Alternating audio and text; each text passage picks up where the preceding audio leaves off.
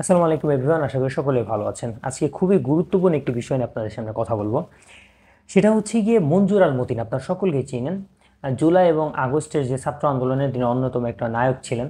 তিনি কিন্তু ছাত্রদেরকে যথাযথ তিনি তার লড়াই ছাত্রদেরকে সাহায্য করেছেন, তাই না?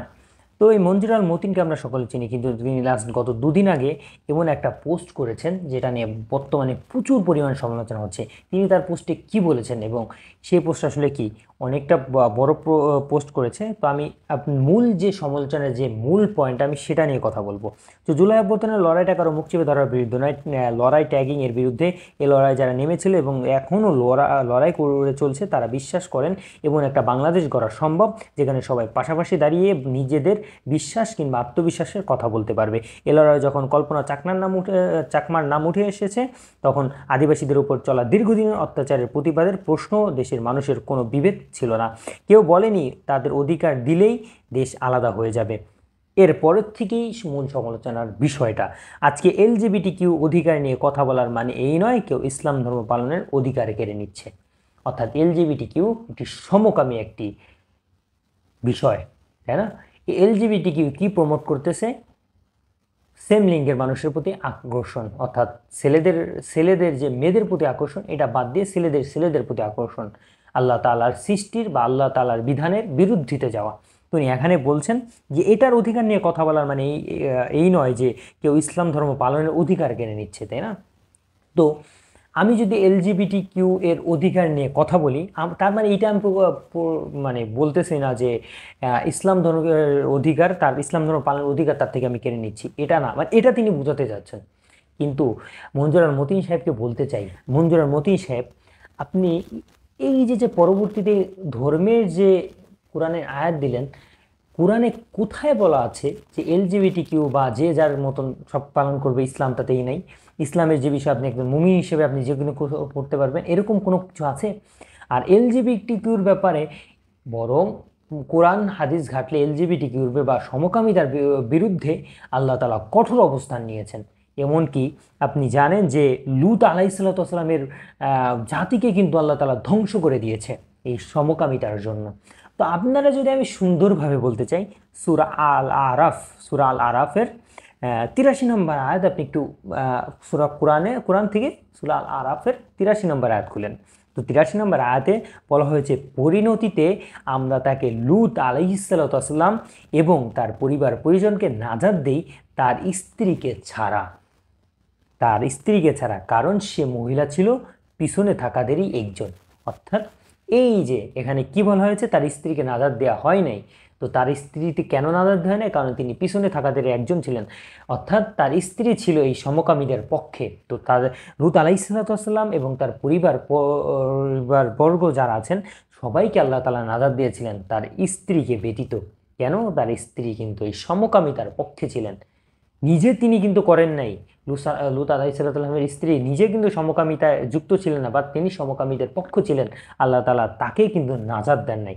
এর পরবর্তীতে আসেন, এর পরবর্তীতে যদি আপনারা আমি আরও বলি, সেটা হচ্ছে গিয়ে কোরআনুল কারিমের 27 নম্বর সূরা আল নামল, আল নামলের এখানে আপনারা যদি দেখেন যে 54 নম্বর আয়াতে, 54 নম্বর আয়াতে বলা হয়েছে, স্মরণ করো লূতের কথা, সে তার কওমকে বলেছিল, তোমরা জেনে শুনে কেন ফাহেসা কাজ করছো।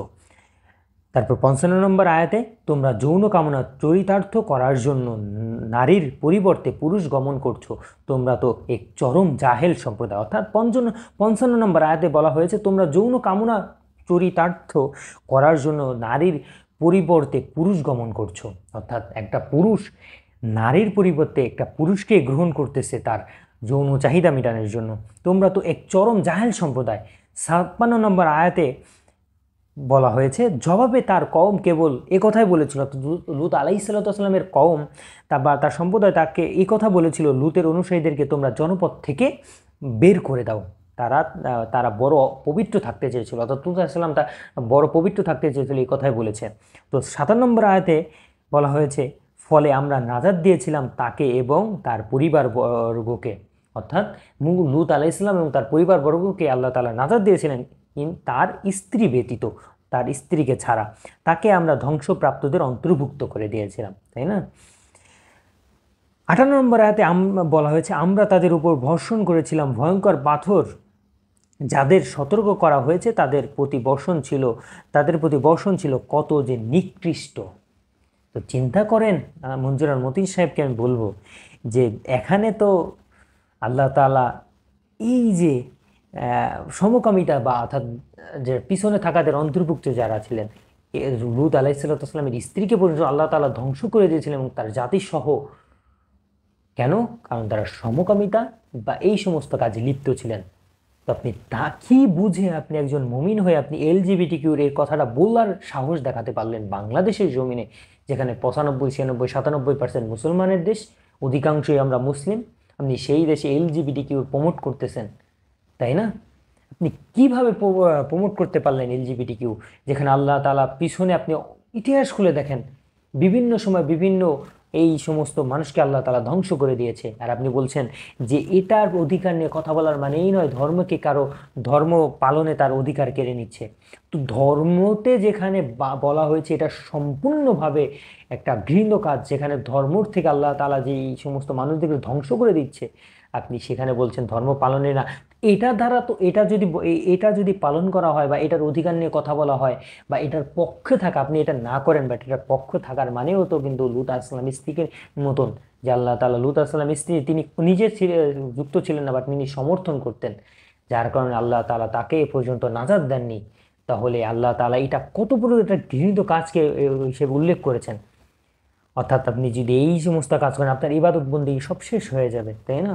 আল্লাহ তাআলা এটা চরম পর্যায়ের একটা গুনার কাজ হিসেবে উল্লেখ করেছেন। এটা দ্বারা তাই তো বোঝা যায় তাহলে আপনি কোন জ্ঞানে কোন সময় আপনি একজন মুসলমান হিসেবে আপনি এরকম একটা কথা বলতে পারলেন যে এটা নিয়ে অধিকার নিয়ে কথা বলার মানে এই নয় যে তার ধর্ম পালনের অধিকার কেড়ে নেওয়া হচ্ছে। এটা যখন তিনি ধর্মের এই বাহির থেকে আল্লাহর আদেশের অমান্য করে যখন করবে, তার মানে তিনি তো কাফের হয়ে যাচ্ছেন, তিনি তো ইসলাম ধর্ম থেকে বের হয়ে যাচ্ছেন আস্তে আস্তে করে, তাই না? আল্লাহ তাআলা আদেশকে অমান্য করা মানে আল্লাহ তাআলার সাথে শিরক করা। তো আল্লাহ তাআলার সাথে শিরক করলে তো আপনার তিনি মুসলমান থেকে খারিজ হয়ে যাচ্ছেন। এরপরে আপনি ধর্মকে কোট করেছেন। তার পরবর্তী কথা যদি আমি বলি যে বিশ্বে ইসলাম ধর্মের বহু ধারা যেমন আছে এই ধর্মে বিশ্বাসীদের মধ্যে ভিন্নতা। হ্যাঁ, অবশ্যই ভিন্নতা আছে, মানহাজের ভিন্নতা আছে, দলের ভিন্নতা আছে, সুন্নি আছে, গরম সুন্নি আছে, তারপরে আহলে সুন্নাত ওয়াল জামাত আছে, তারপর হচ্ছে আহলে সুন্নাত ওয়াল জামাতের অন্তর্ভুক্ত সমস্ত সুন্নি, তারপর বিভিন্ন আছে, তাই না? থাকতেই পারে মানহাজের ভিন্নতা, থাকতেই পারে চরমনায় ফুরফুরা সারসিনা, এগুলো থাকতেই পারে মানহাজের ভিন্নতা, কিন্তু সর্বোপরি সবাই কিন্তু মুসলমান। আপনি মানহাজের ভিন্নতা থাকতে পারে কিন্তু সকলের পরিচয় তিনি মুসলমান। নবী একজন, মুহাম্মদ রাসূলুল্লাহ সাল্লাল্লাহু আলাইহি ইসলাম, ধর্ম ইসলাম, আল্লাহ একজন, নবীও একজন। কিন্তু মানহাজের ভিন্নতা থাকতে পারে কিন্তু মূল জায়গা, মূল পয়েন্টটা কিন্তু সকলের এক, তাই না? তো আপনি কোরআনের আয়াতের দলিল দিলেন, তারপরে বাইবেলের দলিল দিলেন, আপনি ধর্মের কোট করলেন, আপনি ধর্মের কোট করে আপনি আবার বললেন, তার আগে বললেন যে হ্যাঁ এলজিবিটিকিউ নিয়ে কথা বলার অধিকার নিয়ে এই নয় যে কারো পালনের অধিকার কেড়ে নিচ্ছে, তাই না?